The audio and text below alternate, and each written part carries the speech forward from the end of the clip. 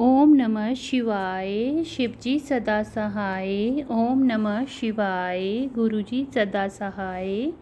जय गुरुजी। शुक्राना गुरुजी। शिवपुराण श्री रुद्र संहिता खंड तीसरा पार्वती खंड अध्याय 23वां। शिव से विवाह करने का अनुरोध। ब्रह्मा जी कहते हैं, हे नारद, देवताओं ने वहां पहुंचकर भगवान शिव को प्रणाम करके उनकी स्तुति की। वहां उपस्थित नंदीश्वर भगवान शिव से बोले, प्रभु, देवता और मुनि संकट में पड़कर आपकी शरण में आए हैं। सर्वेश्वर, आप उनका उद्धार करें।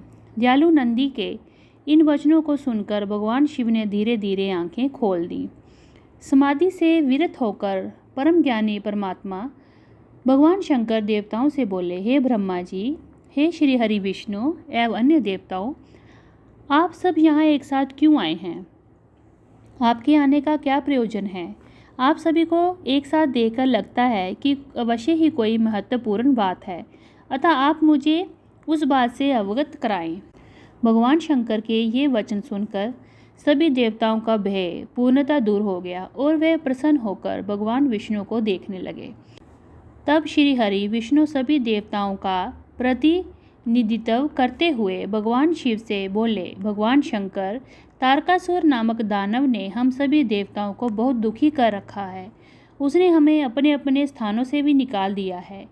यही सब बताने के लिए हम सब देवता आपके पास आए हैं। भगवान ब्रह्मा जी द्वारा प्राप्त वरदान के फलस्वरूप उस तारकासुर का मृत्यु आपके पुत्र के द्वारा निश्चित है। हे स्वामी, आप उस दुष्ट का नाश कर हम सबकी रक्षा करें, हम सबका उद्धार कीजिए। प्रभु, आप हिमालय पुत्री पार्वती का पानी ग्रहण कीजिए। आपका विवाह ही मेरे कष्टों को दूर कर सकता है। आप भक्त वत्सल हैं। अपने भक्तों के दुखों को दूर करने के लिए आप देवी पार्वती से शीघ्र विवाह कर लीजिए।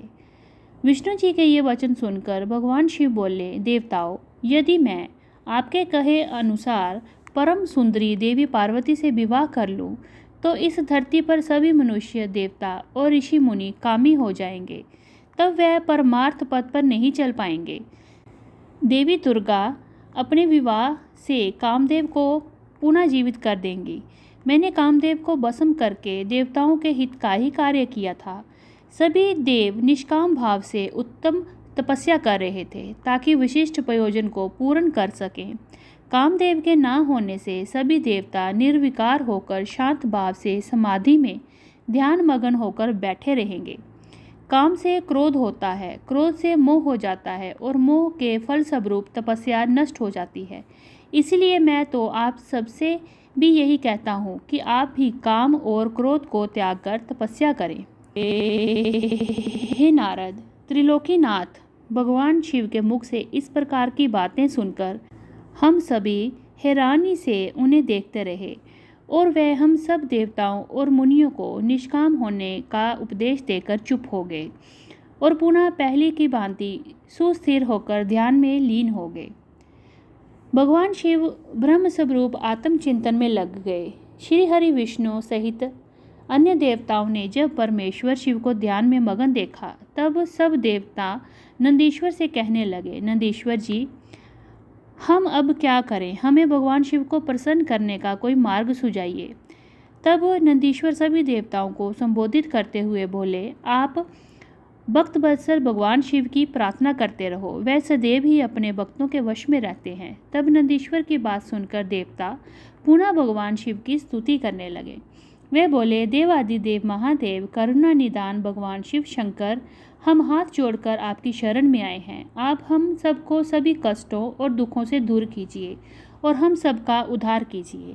इस प्रकार देवताओं ने भगवान शिव की अनेकों बार स्तुति की। इसके बाद भी जब भगवान ने आंखें नहीं खोली तो सब देवता अपनी करुण स्वर में स्तुति करने लगे और रोने लगे। तब श्री हरि विष्णु मन ही मन भगवान शिव का स्मरण करने लगे और करुण स्वर में अपना निवेदन करने लगे।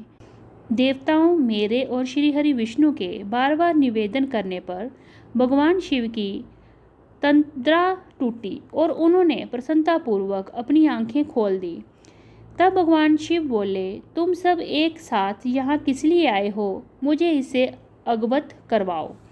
श्री हरि विष्णु बोले, हे देवेश्वर, हे शिव शंकर, आप सर्वज्ञ हैं, सबके अंतर्यामी ईश्वर हैं। आप तो सब कुछ जानते हैं भगवान। आप हमारे मन की बात भी अवश्य ही जानते होंगे। यदि फिर भी आप हमारे मुख से ही सुनना चाहते हैं तो सुने। तारक नामक असुर आजकल बड़ा बलशाली हो गया है। वह देवताओं को अनेकों प्रकार के कष्ट देता है। इसीलिए हम सभी देवताओं ने देवी जगदम्बा से प्रार्थना कर उन्हें हिमालय राज की पुत्री पार्वती के रूप में अवतार ग्रहण कराया है। इसीलिए हम भी बार बार आपकी प्रार्थना कर रहे हैं कि आप देवी पार्वती को पत्नी रूप में प्राप्त करें। ब्रह्मा जी के वरदान से अनुसार भगवान शिव और देवी पार्वती का पुत्र ही तारकासुर का वध कर हमें उसके आतंक से मुक्त करा सकता है। मुनि श्रेष्ठ नारद के उपदेश के अनुसार देवी पार्वती कठोर तपस्या कर रही हैं। उनकी तपस्या के तेज के प्रभाव से समस्त चराचर जगत संतृप्त हो गया है। इसलिए हे भगवान, आप पार्वती को वरदान देने के लिए जाइए। हे प्रभु, देवताओं पर आए इस संकट और उनके दुखों को मिटाने के लिए आप देवी पार्वती पर अपनी कृपा दृष्टि कीजिए। आपका विवाह उत्सव देखने के लिए हम सभी बहुत उत्साहित हैं। अतः प्रभु, आप शीघ्र ही विवाह बंधन में बंधकर हमारी इस इच्छा को भी पूरा करें। भगवान, आपने रति को जो वरदान प्रदान किया था उसको पूरा करने का अवसर आ गया है। अतः महेश्वर, आप अपनी प्रतिज्ञा को शीघ्र ही पूरा करें। ब्रह्मा जी बोले, हे नारद, ऐसा कहकर और प्रणाम करके विष्णु जी अन्य देवताओं ने पुनः शिव जी की स्तुति की।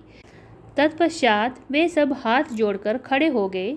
तब उन्हें देखकर वेद मर्यादाओं के रक्षक भगवान शिव शंकर हंसकर बोले, हे हरे, हे विदे और हे देवताओं, मेरे अनुसार विवाह करना उचित कार्य नहीं है, क्योंकि विवाह मनुष्य को बांध कर रखने वाली बेड़ी है।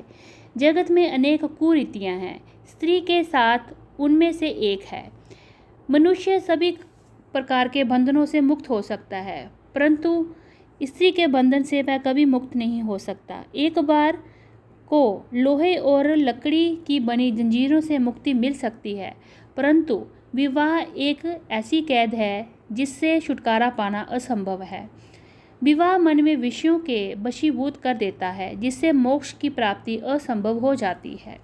मनुष्य यदि सुख की इच्छा रखता है तो उसे इन विषयों को त्याग देना चाहिए। विषयों को विष के समान माना जाता है। इन सब बातों का ज्ञान होते हुए भी मैं आप सबकी प्रार्थना को सफल करूंगा, क्योंकि मैं सदैव ही अपने भक्तों के अधीन रहता हूँ। मैंने अपने भक्तों की रक्षा के लिए अनेक कष्ट सहे हैं। हे हरे और हे विदे, आप तो सब कुछ जानते ही हैं। मेरे भक्तों पर जब जब विपत्ति आती है तब तब मैं उनके सभी कष्टों को दूर करता हूँ। भक्तों के अधीन होने के कारण मैं उनके हित में अनुचित कार्य भी कर बैठता हूँ। भक्तों के दुखों को मैं हमेशा दूर करता हूँ। तारकासुर जो तुम्हें जो दुख दिए हैं और उन्हें मैं भली भांति जानता हूँ और उनको मैं अवश्य ही दूर करूँगा। जैसा कि आप सब जानते हैं, मेरे मन में विवाह करने की कोई इच्छा नहीं है, फिर भी पुत्र प्राप्ति हेतु मैं देवी पार्वती का पानी ग्रहण अवश्य करूँगा। अब तुम सब देवता निर्भय और निडर होकर अपने अपने धाम को लौट जाओ। मैं तुम्हारे कार्य की सिद्धि अवश्य करूँगा। इसीलिए अपनी सभी चिंताओं को त्याग कर सभी सहर्ष अपने घर जाओ। ऐसा कहकर भगवान शिव शंकर पुनः मौन हो गए और समाधि में बैठकर ध्यान में मगन हो गए। तत्पश्चात श्री विष्णु जी और मैं देवराज इंद्र सहित सभी देवता अपने अपने धामों को लौटकर खुशी खुशी चले गए। इति श्री 23वां अध्याय समाप्त। ओम नमः शिवाय। शिवजी सदा सहाय। ओम नमः शिवाय। गुरुजी सदा सहाय। जय गुरुजी। शुक्राना गुरुजी।